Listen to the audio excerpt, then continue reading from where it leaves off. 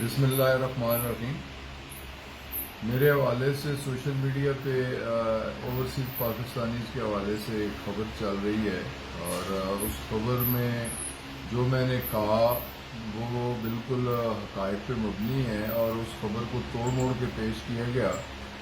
اور میری سٹیٹمنٹ اس طرح تھی کہ یہ اسپیشل فلائٹس ہیں جو کہ سٹرینڈڈ پاکستانیز کو لا رہی ہیں، دبئی سے وہ پھنسے ہوئے پاکستانی جنہیں نوکریوں سے برخاست کیا گیا انہیں لا رہی ہیں، یا دنیا کے مختلف ممالک میں جو ہمارے اوورسیز پاکستانیز ہیں، ہمارے بچے ہیں، انہیں لا رہے ہیں۔ تو انہیں لانے کے لیے اسپیشل فلائٹ، یہاں سے اگر جہاز خالی جاتا ہے تو وہاں سے انہیں لے کے آتا ہے، تو ون سائیڈڈ خالی جہاز جاتا ہے، واپسی بھی انہیں لاتا ہے، اور وہ بھی 50% پیسنجرز لاتے ہیں، اور اسپیشل فیئر ہوتا ہے۔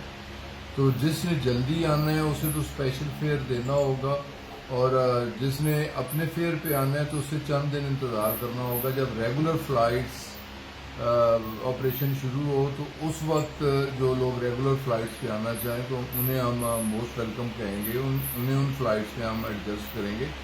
تو اوورسیز پاکستانیز کے حوالے سے میرے دل میں بڑا احترام ہے۔ میں خود اوورسیز پاکستانیز کا منسٹر رہا ہوں۔ 7.5 ملین جو ریکارڈڈ اوورسیز پاکستانیز ہیں وہ پاکستان کی معیشت کے لیے بہت کچھ کنٹریبیوٹ کر رہے ہیں۔ اتنا کچھ تو پاکستان کے 22 کروڑ عوام اوورسیز پاکستان کے لیے اتنا کنٹریبیوٹ نہیں کرتے کہ جتنا 7.5 million overseas Pakistanis 28 billion dollar کے ریمیٹنسز بیچ کے پاکستان کی معیشت کے لیے کنٹریبیوٹ کرتے ہیں۔ تو میرا تو ان کے اوورسیز پاکستانیز کے لیے میرے دل میں بڑا احترام ہے، بڑی قدر ہے، اور میں ان کے جذبے کی قدر بھی کرتا ہوں اور داد بھی لیتا ہوں، اور میں سوچ بھی نہیں سکتا کہ اوورسیز پاکستانیز کے بارے میں اس طرح کی بات کہوں۔ تو میں نے یہ کہا کہ جو ریگولر فیئر پہ آنا چاہتے ہیں وہ لوگ ریگولر فلائٹس پہ آئیں گے، یہ اسپیشل فلائٹس ہے، اسپیشل فیئر ہوگا۔